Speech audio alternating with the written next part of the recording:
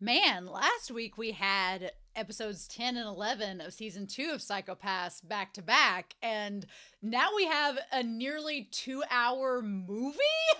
Hey, it's Romania Black. We are feasting in March with Psychopaths. Psychopaths going from March and April is just like a buffet. We're just chowing down, getting the most bang for our buck. I'm freaking excited. I don't know what to do with myself. This is like 4 episodes. This is like 5 episodes of a series in itself. And part of me would be like, oh, is this just like, an arc of a manga that's been adapted? But Psychopaths is an anime original. It's not really based off of anything. So they just decided we're going to do a movie. So I don't know how much time has passed in production between seasons 1, seasons 2, and the movie. That I'm not privy of. I know that Psychopaths is one of those series where it's fairly old. It's like from 2016, so it's like 7 or 8 years old.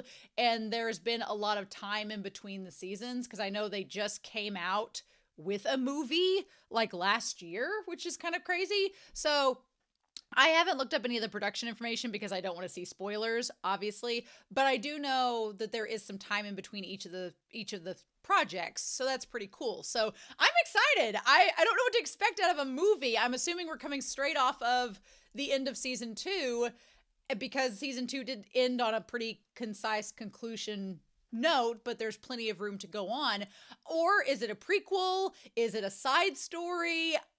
I don't know. Is it something that takes place before season 1, after season 1, before season 2? I know nothing. I know nothing about what's happening in this season or this movie, but I'm pretty excited. So, the only thing I want to talk about before we start is, first of all, as we go into a new season and chapter, to thank Sunspots and Floor for being moderators because they've been so awesome with Psychopaths. I've not been spoiled. I'm so excited. I made it 2 seasons through a show and not been spoiled. It's so great. And Sunspots and Floor have been really, really instrumental with that and making sure that I don't get spoiled with different things. So that's cool.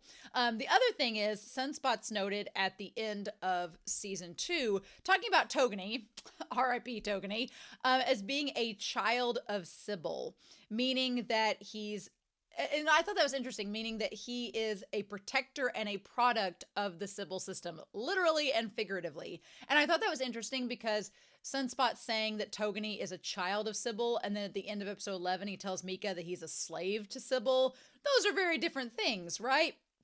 And it's almost interesting that Togani, as Sunspot says, kind of elevates himself above the inspector's enforcers as being like, well, I am this concept of society and Sybil's will, which is interesting because he situates himself not only as a representation of it, but as a product and, actual embodiment of it. And now that he's dead and all this exchange went on with Mika, I'm wondering, is Mika going to follow the same footsteps as Togani?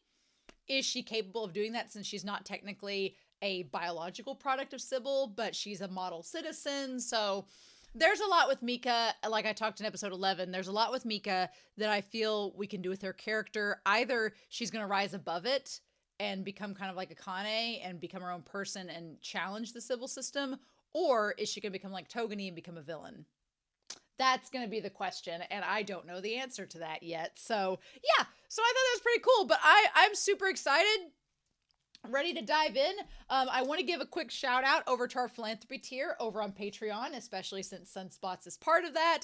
Our philanthropy tier on Patreon, they get to vote in the polls. They get videos a week early like the other tiers, but they also get a shout out in the videos. And if we ever have a tiebreaker, they get to break the tie. So I'm putting it on them.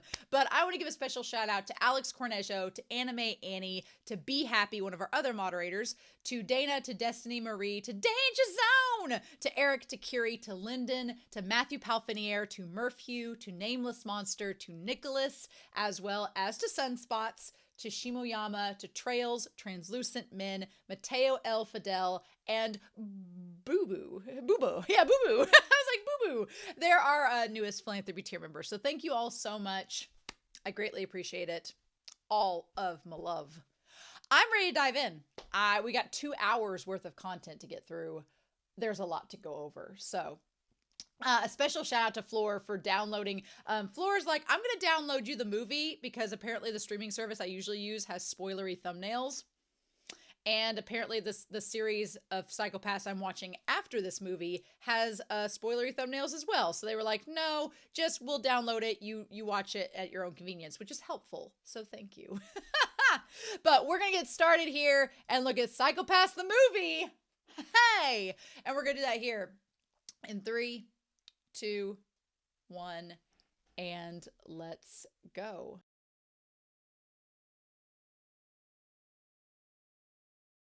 Whew. I'm gonna be honest, y'all. It was cold today, so I put a jacket on. I was like a little cold, but now thanks to that movie, I'm pretty toasty. Oh my gosh, that was the fastest 2 hours I think I've watched in a movie in a long time. That was really good. That was like, I don't know if it deserved to be that good. It was a really good movie. That was a standalone film. I'm sure you could argue and be like, well, it was kind of superfluous because nothing changed except, Akane got to give some more wisdom out about the Sybil system. And I'm going to be curious to see if, and my dog has been like really good the last 2 hours and asleep, and now they're like, okay, bitch, you're done, play. So I'm going to be very curious to see if anything, I'm going to be curious to see if a lot of things translate into future seasons of and future movies with Psychopaths, because Ganoza's hair needs to stay. Oh my god, I love the ponytail. It's like luxurious. I love it. I was obsessed with it. I was RuPaul who being obsessed with Crystal Method's El DeBarge mullet. That was me with Ganoza's ponytail. I was obsessed this entire time. I was like, nope, keep it. It's amazing. I love it. Give me that. Oh, just so good. I hope that stays. That's great. I'm very curious to see if Akane, having interacted with the Sybil system and how it has taken form in areas outside of Japan, if she carries that knowledge with her now, and that helps to reinforce her beliefs about justice and about the Sybil system just being full of shit and trying to justify itself, and her being like, well, let's be real.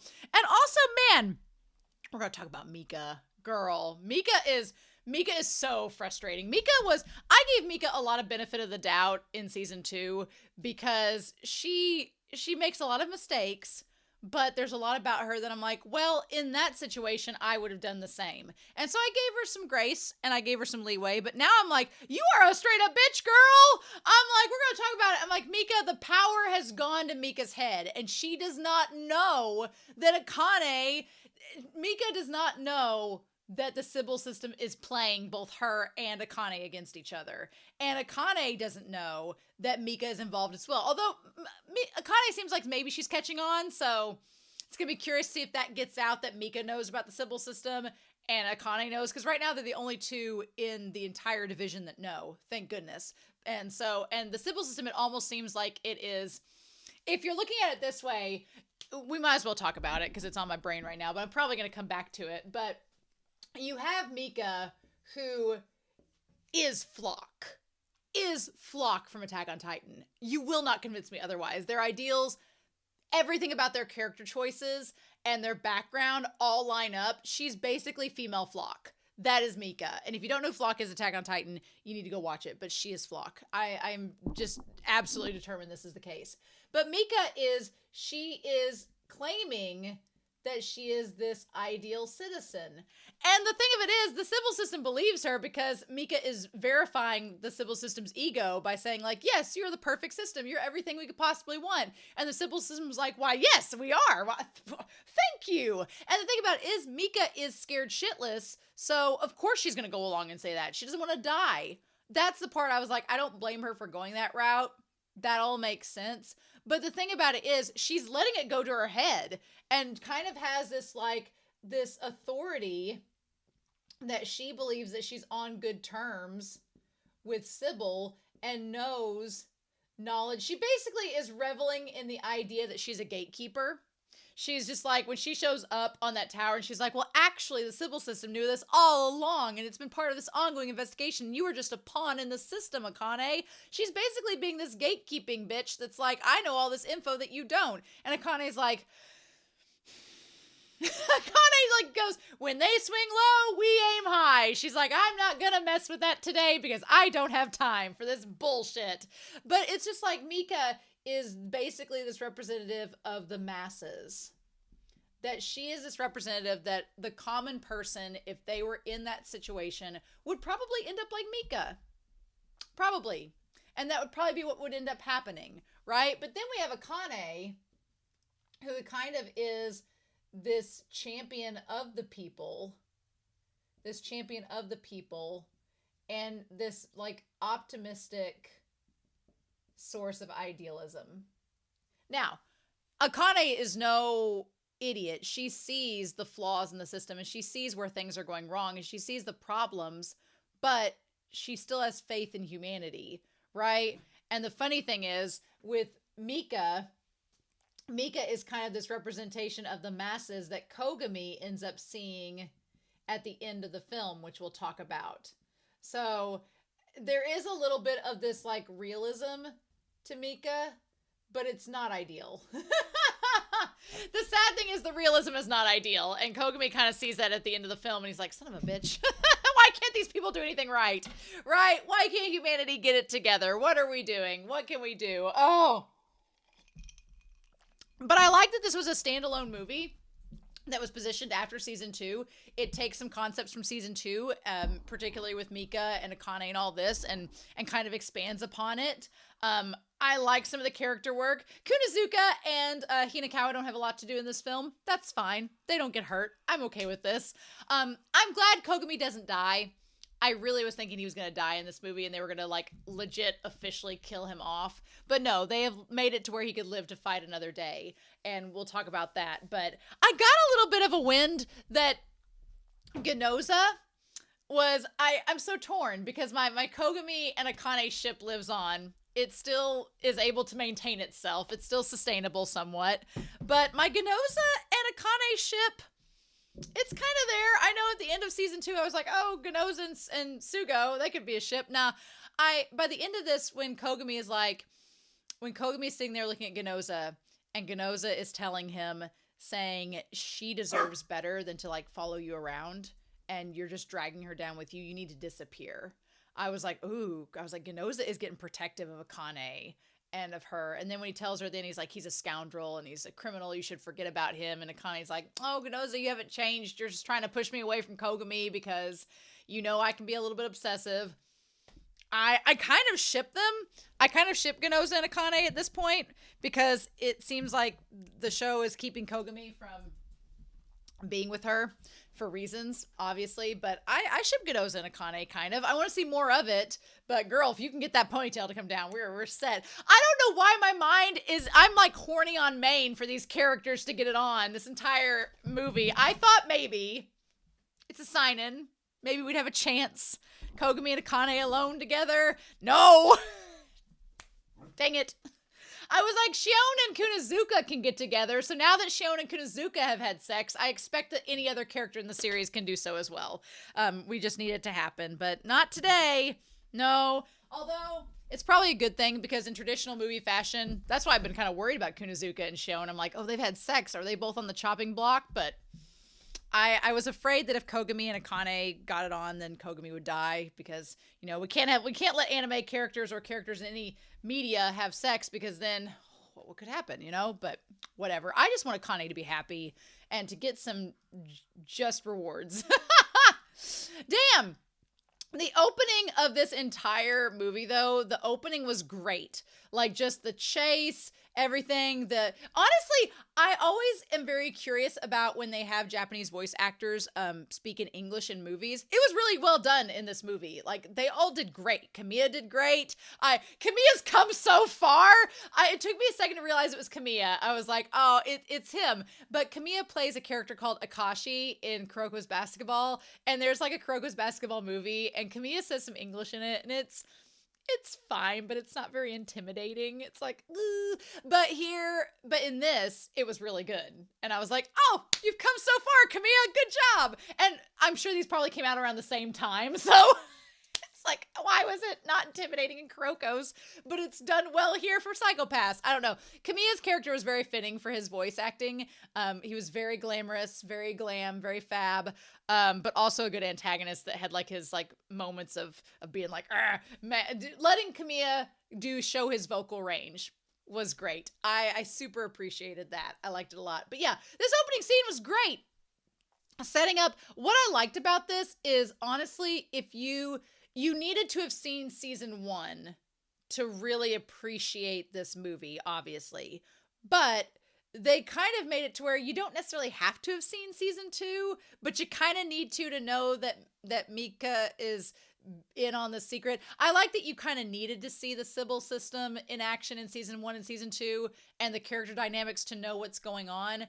But in the same vein, you also didn't have to see it to totally get it, I guess. It could stand by itself, but you're going to get more out of it if you've seen season 1 and season 2.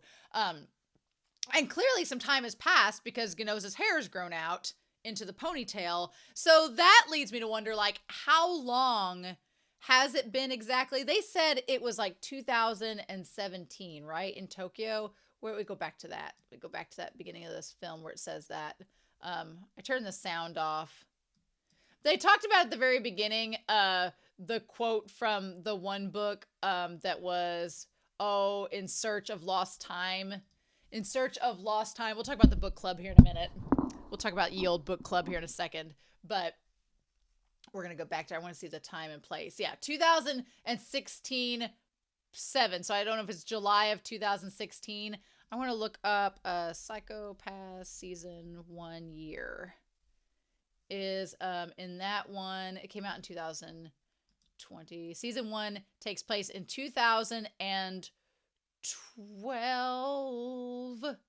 Okay, 2012. 2112 is where that takes place at in the season 1. Okay. Okay. Want to know real quick. Find this. Just trying to find that, like, a general.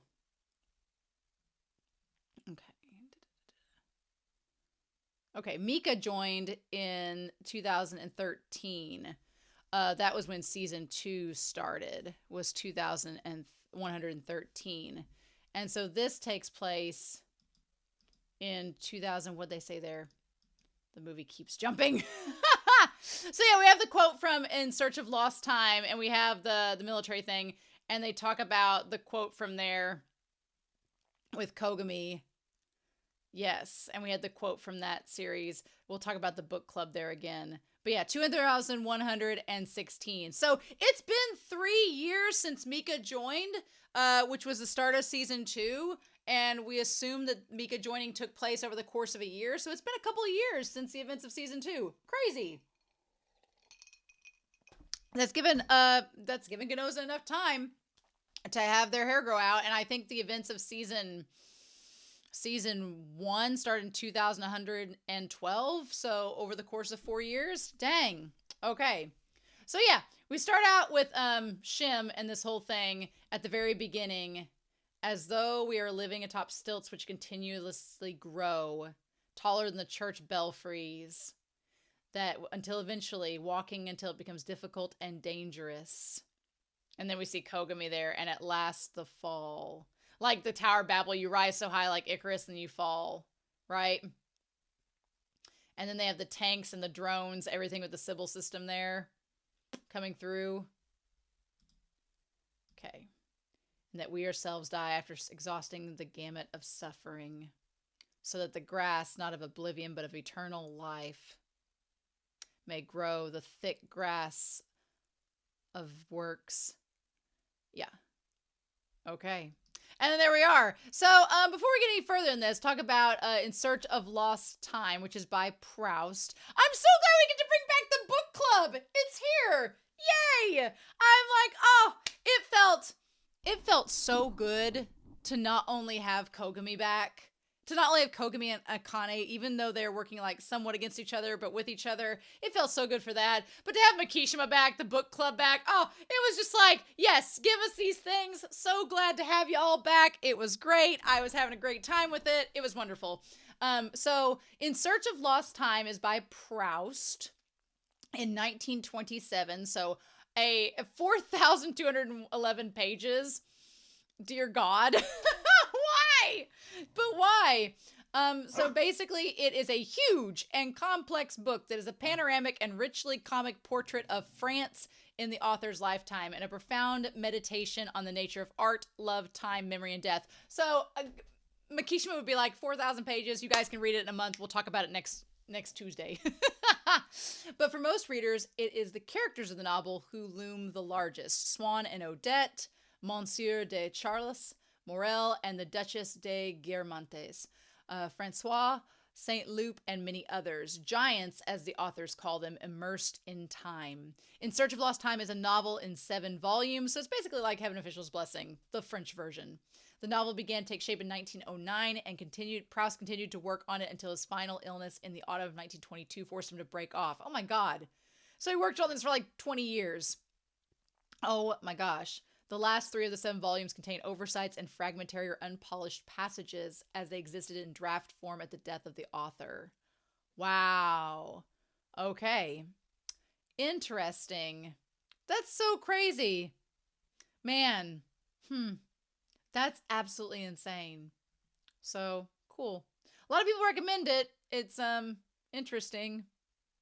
And okay, cool. There's a lot of reviews about it. I'll let you go look them up, but that's interesting. So of course we have to mention that at the start of this and go from there. The opening segment with seeing the investigators and enforcers working together was really, really good. I liked the opening shot. It was great. And then of course they have to introduce us to psychopaths and go here. And then we go back to the civil system. It's so fascinating to me that the civil system is using Akane and Mika against one another without them realizing it. That the civil system knows. The funny thing is the civil system seems to have thought they had Akane right where they wanted them and they were going to use Akane to like as their puppet. But then Akane kind of somewhat becomes their like de facto leader in a sense, their spiritual guide, and the civil system hates it. So the civil system's like, well, now we have Mika, who's like our other pawn, and she actually does what we say and doesn't question us. So we're going to keep using her, but we can't get rid of Akane because she's too valuable to the system as a whole. So it's so interesting to see the civil system using Mika and Akane simultaneously in different capacities. It's mind-blowing. Because Akane will question the civil system and be like, bitches, what we doing? And then the civil system will go tell Mika to do something, and Mika's like, okay, sure, I'll do whatever you want me to. So it's kind of fascinating.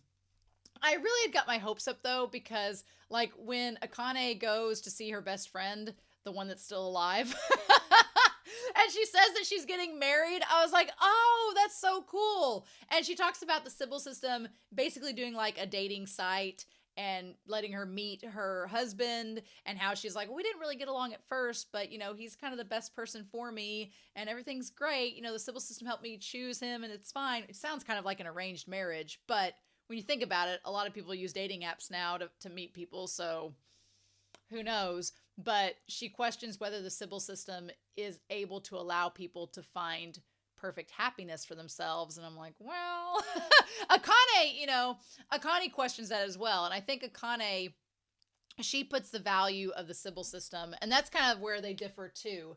Mika seems to place that the people should rely on the civil system. Whereas Akane is kind of like the civil system should rely on the people. So they both kind of look at it from different ways. Mika believes the civil system should solve all their problems and deem society. And Akane's like, yeah, well, society should deem civil system. So they're coming at it from 2 different angles.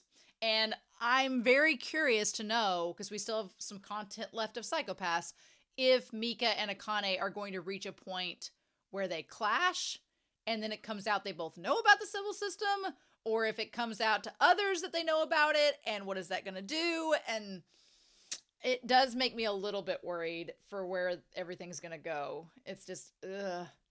But yeah, so the friend's like, I'm glad the friend's okay, because anytime a character shows remote happiness, I'm like, are they okay? Are they going to make it out of this series alive? But yeah, the moment she starts talking about compatibility and everything, I instantly thought about Akane and Kogami, because Akane and Kogami, they don't immediately agree on everything. They disagree on quite a lot. But then at the end of the day, their morals, even though their morals are even different, they both have this kind of core to them that's similar. And they're so compatible. And I'm like, damn it. The animation was good in this movie. The CGI was the CGI was noticeable, but it was fine.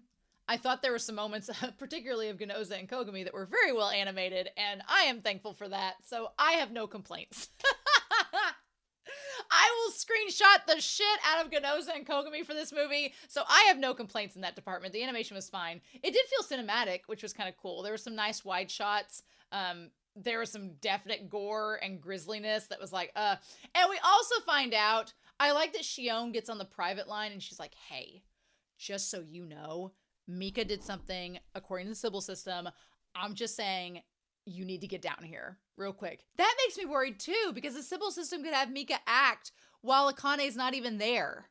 That's terrifying. And I'm like, Sybil system. I almost want to like slap Sybil system on the wrist and be like, what are you doing? You know?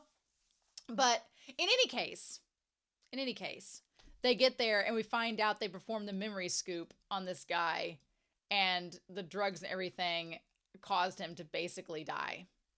And I'm like, and now looking back when they were going to do the memory scoop on Akane, and everybody and Genoza was kind of like, I don't know if we should do this. Now it makes sense why there was a danger to that. Yeah. And the thing that pisses me off the most is Mika's like, well, I got the results I wanted. We found out what we needed. And Akane's like, but this was not the right way to go about it. We could have found the results through a different means. So that's my fear of Mika, is that she's like, we'll do whatever it takes to get the information, even if it's inhumane, and even if it's like, she basically is exactly the model that the Sybil system wants. Akane challenges the Sybil system, and Mika is exactly the poster child that the Sybil system should want, that's just acting out of fear.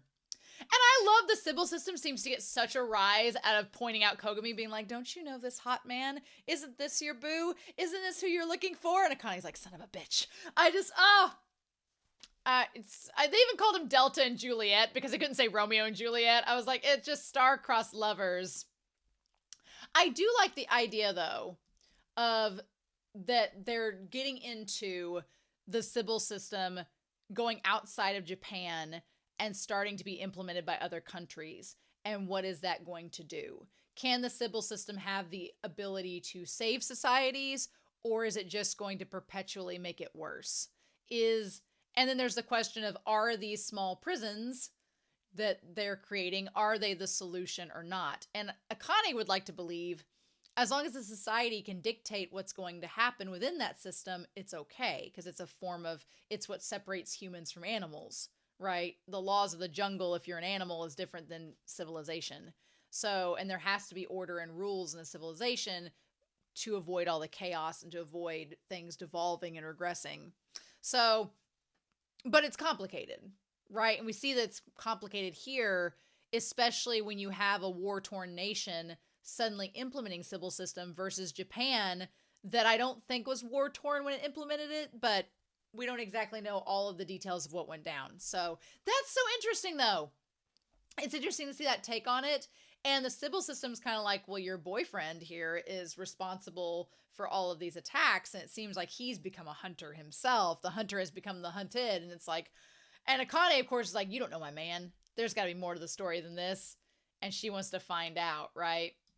Which, you could argue Akane is emotionally compromised because Kogami is like her spirit guide. And she, kind of calls him out on it back there, and it is what it is. I like seeing Saiga. I'm glad that Genoza seems to have a level head on him throughout all this. I was worried for Genoza confronting Kogami and kind of being emotional, but Genoza's grown up so much. He's like, you know what? No, I'm just going to punch you and get even with you and get out of here, you scoundrel, you dog. I'm glad Saiga gets to make an appearance. I'm glad he gets to show up. Saiga, I like that he's like, I kind of think that Kogami's kind of like Makishima. I'm just saying, but you go do you and find out for yourself and see just how similar to him he is. And Akane's like, I'm going to go after him and find him on my own. I like that they showed up at the end. That was nice. And like Ganoza's like, oh, we can't go with you. And she's like, well, obviously you guys are enforcers. Ganoza looks so good with the ponytail and his bangs down. He looks so good with the long hair. It looks so good on him. I love it. And he's like, I can't tell whether you've changed or not. I'm like, Akane and Ganoza have changed over the course of 2 seasons, but they're still the same. I'm in love with the dynamic of Ganoza and Akane. I'm in love with Kogami and Akane's dynamic. I got the best of both worlds in this movie. I can't complain. I'm so elated. I'm so elated about it. And I'm kind of rooting for Ganoza and Akane. He's like, you're a mystery as always. And she just smiles at him. I'm rooting for them. You know what? Maybe that's why she didn't get with Kogami. Maybe she's saving it for Ganoza. I'm rooting for them. I really am. And then Saiga just looking so... I like that Saiga and the Sybil system both were shown talking to her in the plane on the ride there. It's even creepier now that you think about it that there was like the chairman's body double in the plane that went with her to the island. But they talk about how the world now in this timeline, the world is basically just in a state of chaos and war. And Japan's kind of isolated itself in this little bubble in the Sybil system, and it's not perfect and it's not good.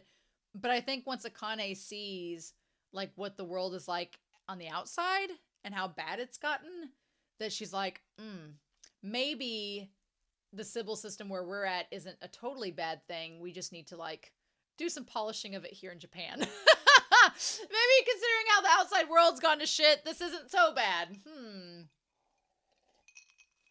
And it's, what freedoms do you value, She's kind of bound to this system, but the people in it, like her friend, seem like they're happy. So does that make it worth it? And and that's why she asks the one girl, she's like, are you all happy here with this? Is this what you want? And there's a discussion of what do you define as freedom? Now, as Kogami says, the Chairman Han guy was a dictator and was actively killing people, and, dictators do as dictators do. And he's like, that wasn't good. And Akane agrees with that. But she's like, if the people choose to adopt a system that they feel is going to make their lives better, are we one to deny them that? And then, of course, at the end, the funny thing is the chairman, the body double steps down, and you see the monkeys in the end credit that there's like monkey see, monkey do. And like the kid holding the gun and firing it. There's all that symbolism in that one ending shot where Kogami is sitting there with a cigarette being like, okay, they did what Akane let them do. The chairman stepped down. They held a public election. And what did they do? They nominated the guy back into office that caused all the trouble. And we don't know what the circumstances were, if there was anybody that they were running against that was any better. We don't know. But it's just like Kogami being like, monkey see, and there's like the girl with like the monkey see, monkey do next to the monkeys, and the boy with the gun. He's like, we're supposed to be getting rid of these, and we're just following in the same patterns. And Kogami's like, my work is never done. As he smokes another cigarette, my work is never done. Nope. It seems like it's not good, sir. But yeah, I love the conversation between Sybil and where a Sybil system and Saiga with her on the plane. And how things are going to be different. They can't use their dominators there because of how the things are set up. And now we know why they can't use the dominators, because the cymatic scans have been messed up and they've been skewing the results. So that's why they can't use the dominators, because if you use a dominator, you would instantly know that they're not correct and that the scans aren't accurate. So it's so fascinating. I really wanted there to be more with the collars, because it almost seemed like the Sybil system was doing a trial run of the latent criminal collars in public and seeing how it went here. And then if it would try to implement it back in where they were at in Japan. So I'm going to be curious to see if we see any of that in future films or seasons. So there's that. So that'll be interesting to see if that goes down. I really liked Kamiya's character as Nicholas Wong. I thought he did a really good job voicing him. He was a fun character for what we had for the movie. But I really like just Akane seeing the state of another culture and how the Sybil system is. Because in her lifetime, she was born with the Sybil system in place. So she's not seen it kind of been developed. And here you're seeing the Sybil system en route and in process. And so she's seeing for the first time what that development can look like. And so it makes her kind of like, I'm sure it reinforces her beliefs about society even more, but it kind of also shows her like the flaws in the setup of the Sybil system and just kind of the dark side of it, right? Interesting. So I'm wondering if the collars are going to be implemented in Tokyo afterwards, because we actually see we see some prejudice and the way the system can be exploited, because like the one guy gets attacked by the guy without a collar and he blames it on the man with the collar, and it's like a marker. You're marked that you're a latent criminal by this collar, whereas in Japanese society right now, unless you use the dominator to determine their psychopath hue or a scan happens, you don't know who is a latent criminal and who's not until you do that scan. So here it's very apparent, and it's in some ways I feel like it would create more fear in a group, but then that fear kind of breeds obedience and control because people are afraid to get killed, and so they just listen to whatever they say, even though there's a visible like fear marker right surrounding everyone. So it's crazy. So yeah, we meet the chairman. He sets everything up with her, and then she goes. I thought it was interesting that the setup of the island, the float, is kind of similar to like the rooms are similar to the apartments in the Psychopath Tower. That's interesting. And so they talk about like the support of the government. They get into the politics of everything and talk about why the people would personally seek revenge, right? I like the way the setup is, how they do like the different cultural differences between Japan and this area is interesting. My dogs are going to go barking, of course. And then, yeah. And then they go after looking for the guerrilla terrorists. And of course we stumble into Kogami. Of course we do. Our sniper. It's great. And there he is. Like, he just looks so good. And then Kogami, I'm sorry. Kogami and her meeting and her doing the moves that she learned with him. Oh, I could watch that on loop for I don't know how many times. I'm just obsessed. At that point, we were like almost halfway through the movie and I was like, I am loving this. This is amazing. So good.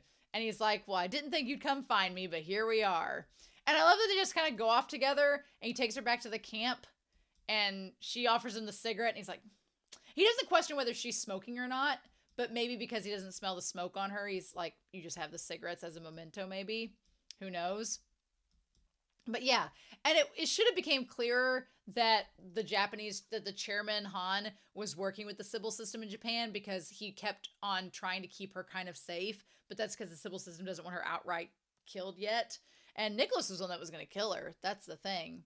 So then we have this group of mercenaries, right? We have the group of mercenaries, and they're on their little private island. I thought their designs were great. The one guy that was their leader, we're going to go back to him, that had like the whiskey and the watch and the metal arm and the metal leg. And they've just like cultivated this island of fear where only the strongest are in charge of everything. His design was amazing. I loved it. Although he commits a cardinal sin for writing basic notes on the cover of a novel. And I'm like, dude, really? Really? He's like, I have this job. And so he has this book that he's looking at that he writes the damn note on. And he says there's a stronghold with 2 Japanese. And it is, yes, we have Pierre Noir, Masque Blancs by Fanon, which translates to, Justine, the misfortunes of virtue, right? Or which one? Maybe this is not it. Which one is it? It is by Fanon. Oh no, that's not it. Nope, that's not it. Never mind. Franz Fanon. Oh, the wretched of the earth. Is that right? Is that right? I don't think that's the right one. Franz Fanon. Let me get this right. What was the name of that book? My book club is wrong. No. Pierre Noir Masque Blanc. Pierre Noir Masque. Let me get this right. Blanc. Fanon. Oh, Black Skin, White Masks. Oh, I had the wrong book. Whoops. So, forget that. That is not Fanon, The Wretched of the Earth. I think The Wretched of the Earth is mentioned, though, so we'll keep that up there. But, Black Skin, White Masks. Okay. Add another one to the book club. Makishima would be so disappointed in me. He'd be like, "What, bitch, what are you doing?" So, is a 1952 book by philosopher Frantz Fanon. It is Fanon sharing his own experiences while presenting a historical critique of the effects of racism and dehumanization inherent in situations of colonial domination on the human psyche. Well, that seems rather appropriate for this movie, right? The violent overtones in Fanon can be broken down into two categories. The violence of the colonizer through the annihilation of body, psyche, culture, along with the demarcation of space. And secondly, the violence of the colonized as an attempt to retrieve dignity, sense of self, and history through anti-colonial struggle. So yeah, he's talking about basically the colonizer and the colonized attempt to retrieve dignity, which he gives that speech to Kogami talking about that. And Kogami's like, "I don't want to hear I have a post-colonial lecture from you." And I was like, yes, it's great. So apparently Black Skin, White Masks applies a historical critique on the complex ways in which identity or blackness is constructed and produced, which would make sense for him reading it. I guess that works. And they talk about, the inferior status within a colonial order that can happen and the divided self-perception of a black subject who has lost his native culture origin and has embraced the culture of the mother country produces an inferior sense of self in that person. And they will try to appropriate and imitate the culture of the colonizer, donning a white mask, which ties to the book's title. Interesting. So, yeah. So there's a whole thing on this by Fanon, which is fascinating, but makes sense that they would be shown reading this book right off the bat. Although writing on the cover of it, dude, really? So they're sent to go capture them, and then I really liked the scene where Kogami and Akane go through the temple, like where the people are, where Shim and all of his people are. And Kogami talks about how he's like, "I was tired. So when I left here," I like that he gave her his shirt to hide the bulletproof vest so they don't know she's government. Like, gives her a shirt. So cute. And dim pecs on display, right? But Kogami's like, "Once I left the Sybil system, I found there wasn't a quiet place left. Everywhere around the world was a battlefield." He's like, "I thought I prepared myself for that reality, but I wasn't. But I found out how naive I was. And I beat those survival instincts into my body." So he's like, "I made the choice to leave. I had the choice to stay in the Sybil system, and I made the choice to leave. And in order to survive, this is what I've had to do." And you can't blame Kogami, because you're like, he can't go back. He can't go back to Japan. That's not possible. But, which was interesting that at the very beginning, the Sybil system was like, "Oh, he seems to have defected some time ago." So whatever brain was in Kasai at the time was not Toma, was not the brain that knew Kogami. So that's interesting. But yeah, or the Sybil system just, doesn't care enough to keep track, but I don't think that was it. So yeah, it's so sad that Kogami is at this point where he's like, "I have to survive and this is what I have to do." And it's sad that Kogami has to live in this world where this is the norm. He can't just be like on the cases like Akane is now, but this whole scene is beautiful. And she's like, "Well, why did you join the guerrillas?" And he's like, "It started out with me just teaching them self-defense, and they kind of just clung to me." And Akane knows all too well what that's like, right? Because she kind of clung to Kogami. And then just the scene of him smoking and everything. Oh, and I love how it gets darker and darker as the scene goes on. That was so well done. Oh my God. And then it gets to the point where they go inside and all the lamps are lit. And she's like, and you see like all the people praying and doing the memorial for those that have died. And it's so beautifully done. It was such a great scene. And she tells him, "Is this what you call justice? Ignore the law, involve anybody you can, and continue to fight to satisfy your self-centered pride." And he's like, "Well, you sure learn how to talk back." Because I think he's like, yeah, that's pretty much it. And she's just like, really? I've always loved with Kogami and Akane how different they are. Because they seem, like they both have a sense of justice, but Kogami is kind of like, no, this is just how I feel, and this is my values, and this is what I'm doing to uphold those and to live by them. And she, Akane kind of sacrifices some of those values that she has deep down inside to keep the system afloat. And it's so interesting to see the two of them like talk back and forth. She's like, yeah, I haven't changed at all, and that's a relief. Oh, I love them together. I could watch infinite seasons of them together, just going back and forth. I love that he gives her the whiskey. They share it together. It's so good. Look, is it wrong of me that I wanted them to get together in that damn tent? Is it wrong of me to want that? I need to read the fan fiction now, because I know that there's fan fiction out there. I need to find it. Oh, if any of you have any to share, please comment in the Discord, because I need it. Damn. I can't look up fan fiction now. Here's my problem. There's still so much Psychopaths left. I know as soon as I try to look up any fan fiction, I'm going to get spoiled. I know that's going to happen. So, Discord, if you have any fanfics that are based on this movie alone that you want to share, go for it. Help a girl out. Because I'm like, I just know they're out there, and that's all I wanted. These two just have so much chemistry. It's amazing.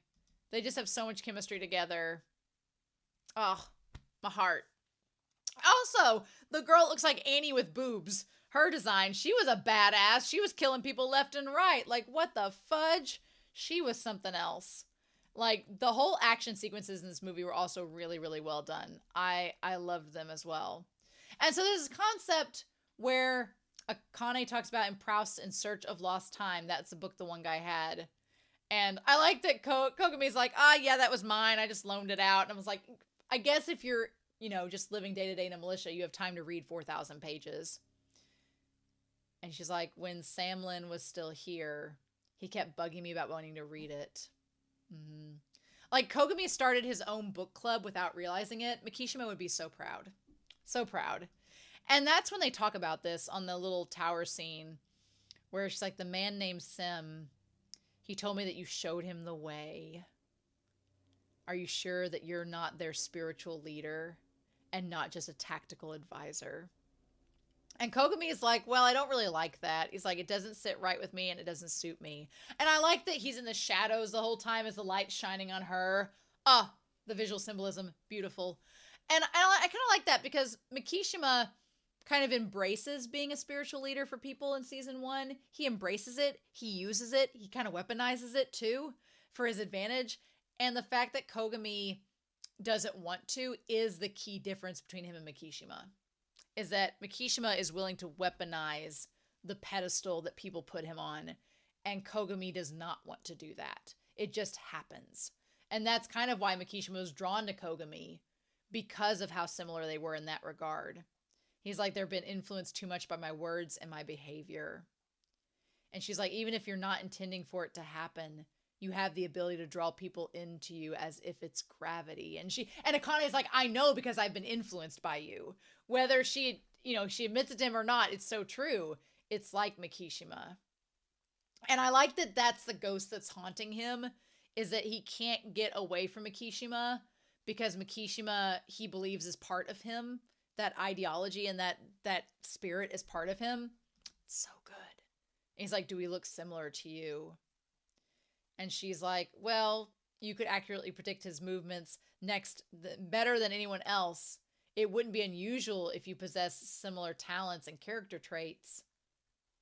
At the very least, he's like, my words never steered anyone wrong while I was still back in Japan. And he's like, so why now? And she's like, well, that's because you're not bound by Sybil's system. She's like, you've changed the way that you live your life. You're not doing things like you were as an enforcer. You aren't bound by the same rules. And I love that shot that it's just them looking at each other. She's like, even if you can't see it, the place you stand right now is no different from where Mikishima stood before. And he's like, are you trying to say that I'll become him? And she's like, no. She's like, you won't. But I'd be willing to bet that people who want what you and Mikishima do will keep appearing. The people who are angry and frustrated at society are looking to pin their hopes on something. She's like, I don't think you're going to become Mikishima. You're too different in terms of how you view yourselves and how you view the way that other people's view you. But she's like, you're one of those people that others gravitate towards, and they're going to keep coming to you. If they're not going to pin their hopes on Mikishima, if he's dead, they're going to come to you or someone similar. Like the one guy who is the leader of the mercenary groups, he kind of has a Mikishima vibe to him too. So it makes sense why the mercenaries were kind of like pinning on him as their leader. It's the same thing. Like the people that are like Mikishima was asymptomatic, but he wasn't the only asymptomatic person. And he's not the only person that draws people to him. I like that Akane kind of tells Kogami, she's like, you know, you and Mikishima are not the only ones out there that have a gravity, but you are people who have a gravity, and people are going to keep coming to you whether you like it or not. And you have to decide what you're going to do with that. She's like, I'm afraid they might try to put you on a pedestal like they did to Mikishima. And he says, that sounds like a pain in the ass. And she's like, but you're not the kind of guy who wants to control people's hearts. And that's the biggest difference between you and Mikishima. Oh, that scene's so good. It's like everything I wanted them to say to each other in season 1, they finally say to each other in this. And I'm like, yes! I'm just, it gets me. It gets me so good. And he's like, that's what you really thought of him. It's no wonder he's giving me so much trouble. And she's like, what? He's like, yeah.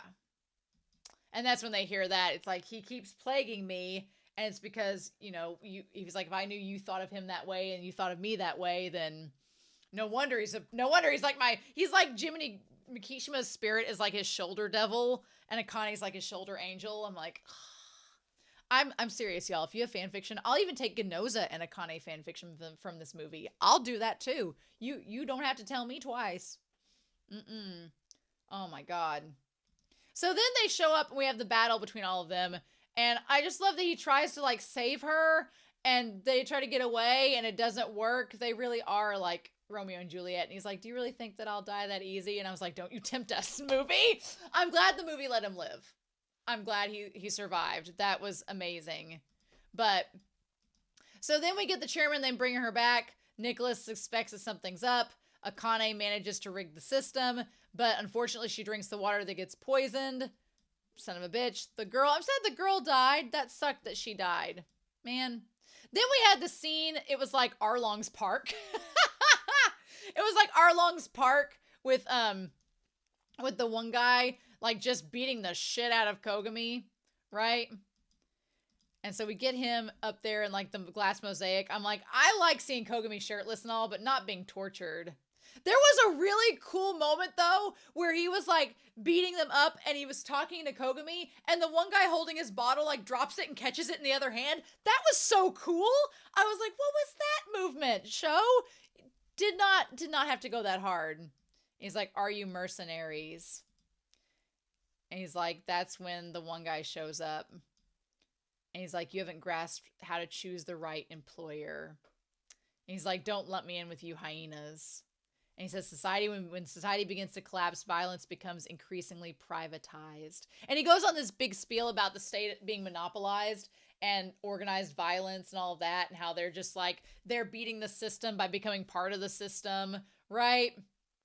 As he lets him loose and he just wants him to like become part of the group. He's like, they become economic activity. Ugh.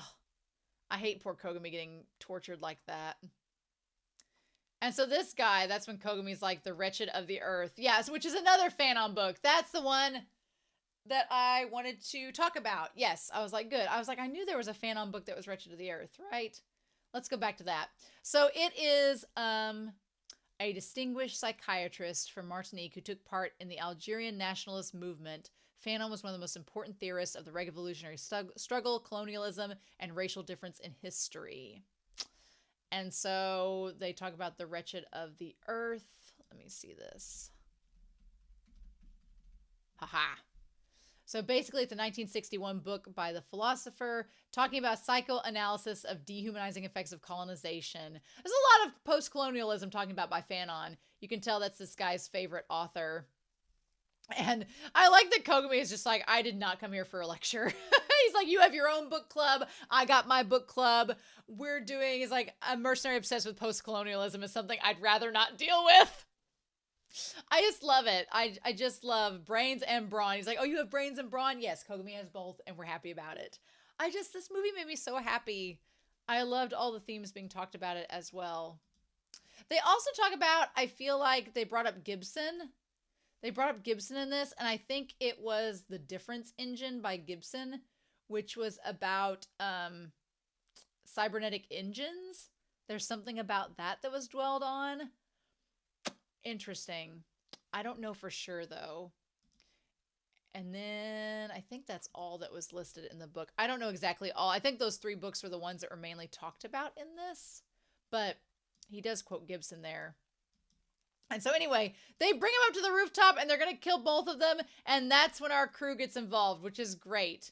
And then I love these, like, you get the chairman and I'll take care of the mercenary groups. I'm like, I just wanted the 2 of them to kiss at one point. Is that so damn hard to ask?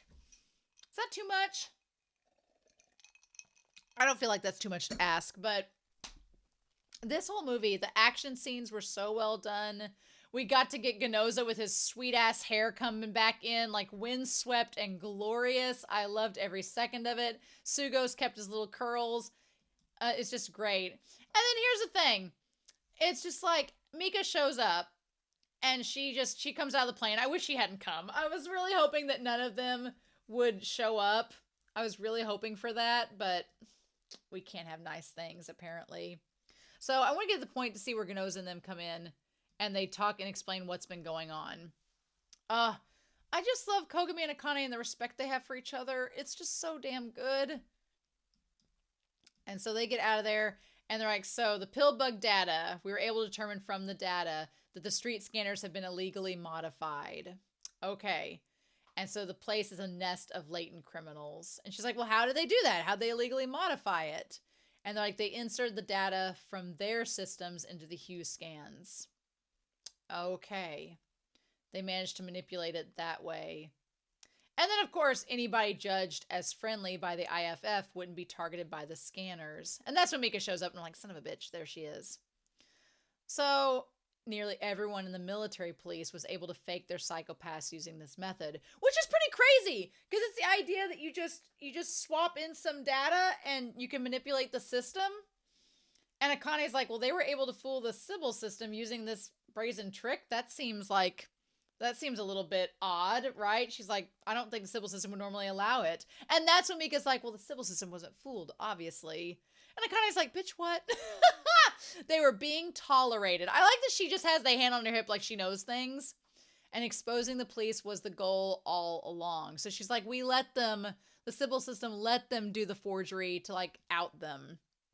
If you'd guessed that in the first place, we wouldn't have to go through all this trouble. And I'm like, Mika, bitch, you didn't know this. The Sybil system told you this. And she's like, you sure love doing things a roundabout way. And Akane's like, what are you talking about? She's like, well, you don't even need a cymatic scan to figure out what these guys were thinking. Even so, we had no choice but to use them until the SEAUN had enough infrastructure to support Sybil's system. And once the float was complete, they would have fulfilled their usefulness. Then we just need to find evidence of their wrongdoing and dispose of them. The whole part about pursuing an escaped enforcer was just an excuse to send you away. I'm like, Mika is just regurgitating whatever the Sybil system has told her. And I'm like, are you freaking serious? I'm like, really, bitch? And I love that Akane, she's just like, for a moment, she's like, are you okay with all of this? And I love that Akane is just like, she's like, it takes those who are capable to do what needs. That's the flock part. Because Akane is like, are you okay with this? Are you okay with the fact that we just murdered all these people? Are you fine with this? Was there really no other way to get this accomplished? And what makes me liken Mika to Flock is when Mika says it takes those who are capable to do what needs to be done. That is a Flock direct quote. And I was like, oh my God.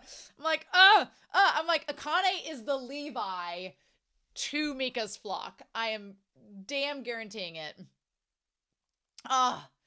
And she said for her to tell Akane to get her head out of her ass, I'm like, bitch, you're just jealous because you ain't got the potential to get laid in this show. No one's gonna touch you. Get out.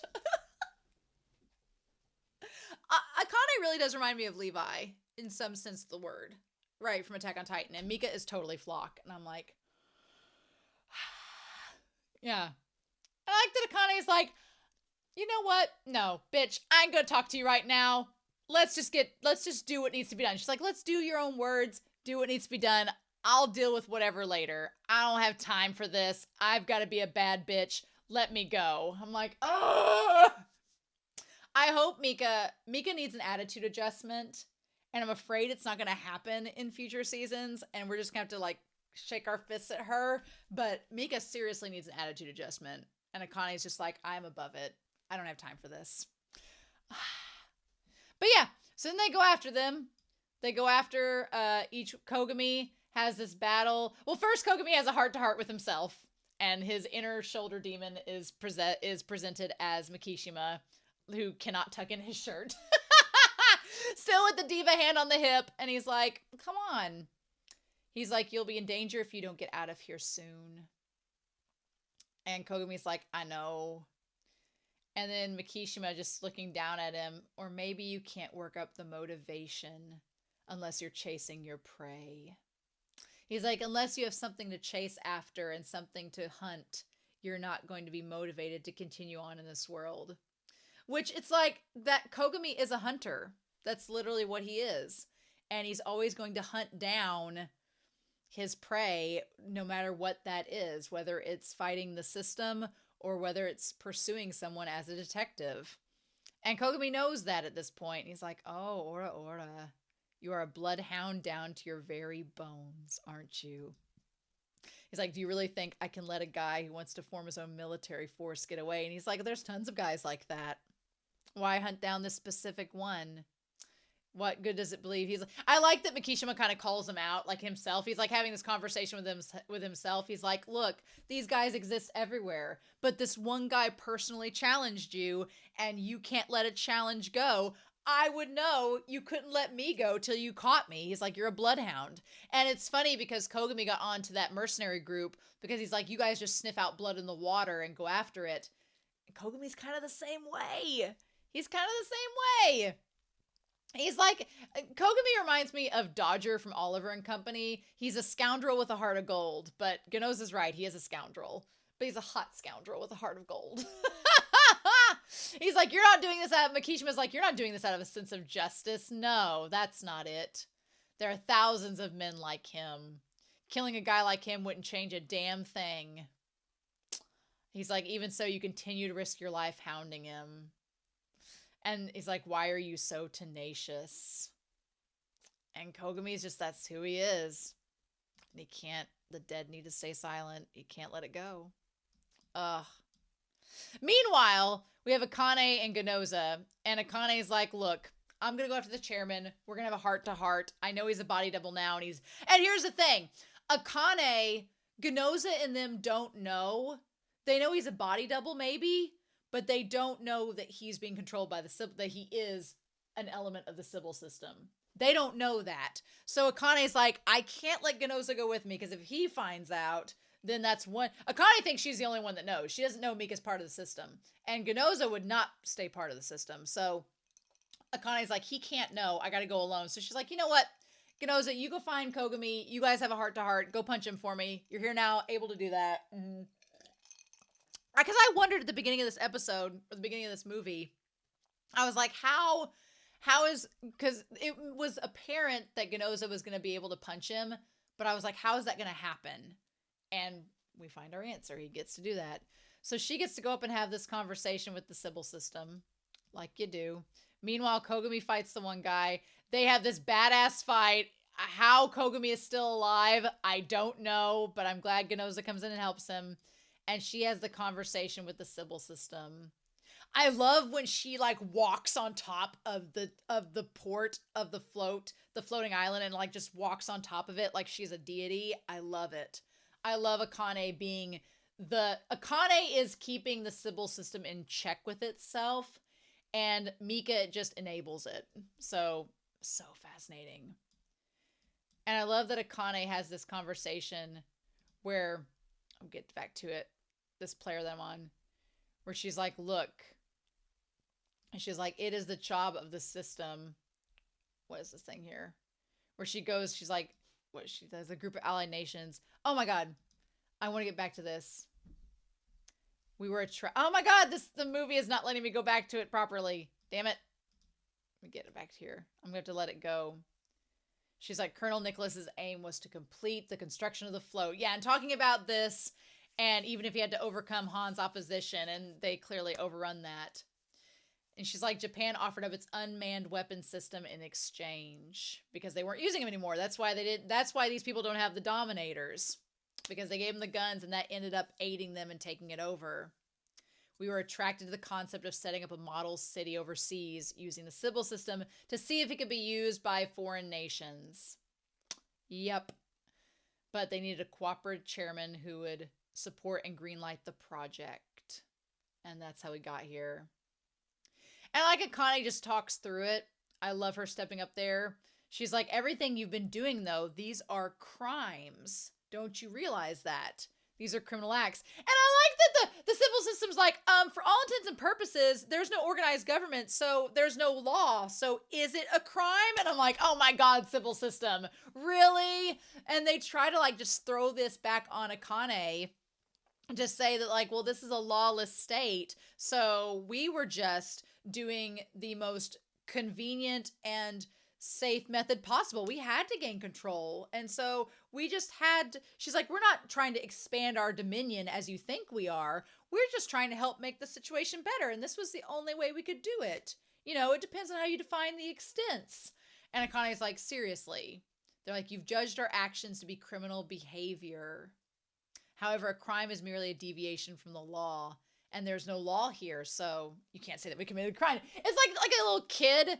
It's like a little kid that's trying to be like, well, but the game has no rules, so I'm not in trouble, you know? And then Akane says the law doesn't exist without the support of the people. And you seize this country without the public knowing. So you haven't received consent of the people, so all you've done is fool a dictator and lie your way in. And is that truly the behavior of a system that's flawless, that it has to sneak in and take control? And I like the civil system tries to argue and say, well, in order to bring peace and quiet to a people that is constantly at risk of starvation or slaughter, this was just necessary to secure it in the fastest way possible. The scary thing is, everything the civil system is saying, Mika would agree with wholeheartedly. So I'm like, that's terrifying, that this whole thing, like, we're just trying to solve the problem as quickly as necessary so that we can save lives. And I'm like, but you murdered an entire population in the process. So Akane's like, this still was not done properly. They're like, we thought this was the fastest and most optimal way of doing things. And I love that Akane just steps over the city as she walks towards them. She's like, you need to resign. You need to resign, and in a free election, select a new leader based on what the people want, and then discuss the pros and cons of the civil system, and then let the people make a consensus. And they're like, and if the people reject us, and I love, she's like, if of their own free will, they opt to drop out of this peace you're offering, I love that she gets right up in his face. She's like, what's worth protecting is something that can only be decided of your own volition. I love that. She's like, if they choose not to have the Sybil system, then that's their choice. But you can't force them to make them obey. You have to let them choose the law and continue to protect it. I like that, like, well, we reluctantly understand your stubborn insistence on protecting our transparent little farce. Oh my God. I love that he smiles. He's like, we understand that you're testing us and trying to uphold us to our own standard. We only value our consensus because you've asked us to do so. And she's like, the ability to prove one society and change it are the rights people have long shed blood over in order to attain. I love Akane here. It's great. It's wonderful. And she gives him the Dominator. Have some respect. I love this line. Have some respect for history. I was like, oh my God, Akane. Yes, bitch. Work. I just freaking love Akane. I know she comes across as like, here's the thing. Akane is not a Mary Sue. She started out with these ideals, and she has like gone tooth and nail through blood, sweat, and tears, and has realized how flawed things can be, but she still fights for justice. She's like freaking Superman. She fights for justice and the right way to do things and the freedom of the people. And I'm like, she's like, if these people choose to have the civil system, fine, that's their choice, but don't try to take away that choice from them. And I'm like, girl, yes. Yes, please. Love it. I love it. That moment was so damn good. So then we finish up the fight with the one guy. Ganoza comes in and saves him. And then the guy blows himself up. And then Ganoza and Kogami, they manage to like get out of there. I swear, everybody's trying to blow Ganoza up. They need to quit that. I would have liked a little bit more of a moment between Ganoza and Kogami, but what can we do? We were like at the end of the movie. I get it. I get they didn't want to do it. Man, there's just body parts and blood and guts everywhere. And Ganoza has Kogami right where Akane had him in season 1. And Kogami's just like, son of a bitch, everybody's pointing a gun at me. And he's like, Kogami. And I love as he steps forward towards him, he gives him the gun like Akane did. And he's like, I owe you one. He's like, you kept Akane safe and you saved her, so I owe you. And he's like, get out of here. Don't ever show your face around us again. Don't make Inspector Tsunemori shoulder more burdens than she already has. In that moment, I feel like Ganoza and Kogami look at each other. And the moment Ganoza says that, I feel like Kogami's like, oh, so you want to be with her. All right. All right. Okay. Fair enough. I see how it is. I feel like that was the moment. I feel like Kogami's like, okay, I can take that. He's like, Akane's a good girl. And he's like, are you okay with this? Just letting me go? And I love Ganoza smiles and looks amazing. And he goes, yeah. He's like, I've learned how to compromise. And that's when he punches him. Yeah. I love that punch where he's just like, bam. He's like, I'm letting you live. I don't want to. You're making Akane's life a living hell. I don't want to let you live. But you know what? I don't want her to be mad that I killed you. So I'm going to let you go, but I'm going to punch you too. Oh, I love it. He's like, now we're even. Yep. And he punched him. He punched him. Did he not punch him with the metal hand? I think he did. Let me go back to that. Did he punch him with the metal hand? Or was it the human hand? No, it was a human hand. Oh, thank God. Dude, Kogami is so lucky he punched him with the human hand. I was like, oh, that would have probably caused a concussion at least, as if Kogami doesn't already have one from this entire event. He's like, bitch, you're lucky I didn't use my strong hand. Yeah, and him just sitting there like, huh. So then, yeah, then Ganoza goes back. I like that he goes back to her, and he's sitting there on the steps, right? Get back to that. My intention is step down. And then Kogami's like, we're not going to need our guns anymore. But then at the end, he realized they voted him back in. He's like, I asked him to make the optimal decision. And she's like, you look like you were thinking over something that's way bigger than you. Oh, you don't even know the half of it, Ganoza. She's like, Kogami disappeared again, didn't he? And that's when Ganoza's like, yeah, my Dominator got destroyed at the last minute. My mistake. And she's like, well, it wouldn't be like him to shoot you and run away. So, he's changed. And I like Ganoza's like, he's changed. He's just a common scoundrel now. He's no longer worth your attention. I'm like, oh, dude, come on. Leave him alone and he'll wind up dead somewhere eventually. And I like that Kane's like, Ganoza. She's like, you haven't changed, have you? You're trying to carry the burden. I know that she's like, look, I know that you're trying to make him out to be a scoundrel so that you can keep me safe. But she's like, look, we can share this. I'm rooting for them too. I'm rooting for them too, y'all. I really am. And then they go back. Yep. And they see them out. And then we have that scene at the very end, right? We see at the very end. I want to go back to that last scene there. I want to see that last scene there. What do they say there?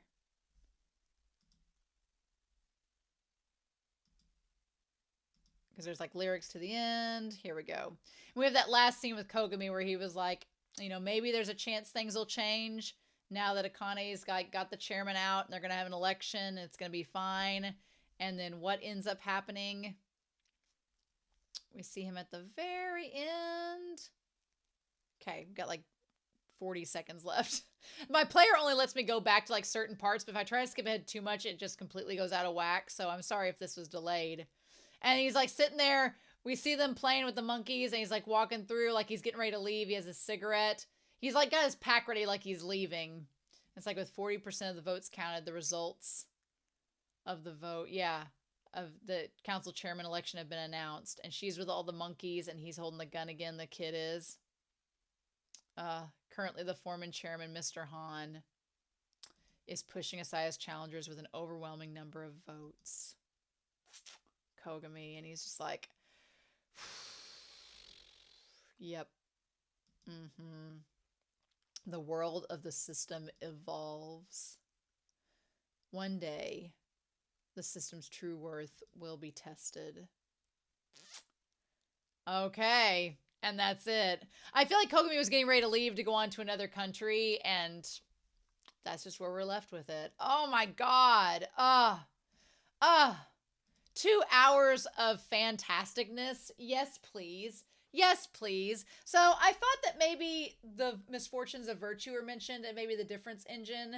But if not, we'll probably bring them up again. But this felt like such a great, this felt like a great in-between between season 2 and what comes next. Because after season 2, I'd been missing Kogami a lot.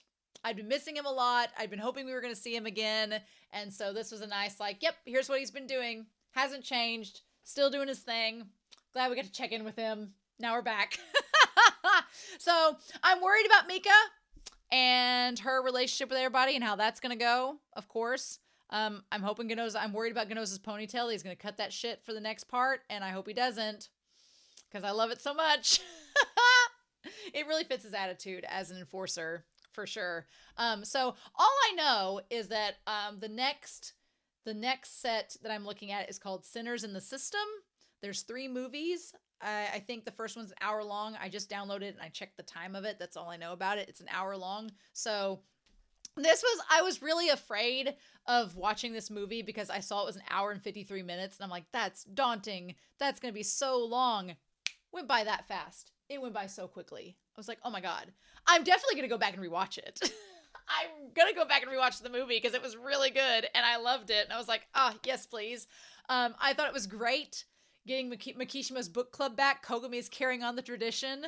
I love that. It was great to get some philosophical content and all of this. There's so much you could talk about. I feel like there's a lot in our own world that can be related to this concept of the civil system, and is society in order? Like, is it a necessary prison? What do we do with that? Watching Attack on Titan, speaking of, gives a lot of different themes like that as well to go over. But I feel like the movie addressed those themes and brought those out, and they just kind of like sat them there in front of you like, okay, here you go. Now what are you going to do with it? And so I'm very curious to hear your thoughts about it down below. We can talk about it in the comments and on the Discord, but really interesting concepts, super good movie, so much fun. My shipper heart is satisfied, and now I'm ready to start Sinners in the System. There's 3 of those, so the next 3 weeks we'll be looking at that and go from there. So I'm so excited to hear your thoughts down below, but I hope you enjoyed this reaction and discussion. I hope you all have a wonderful week.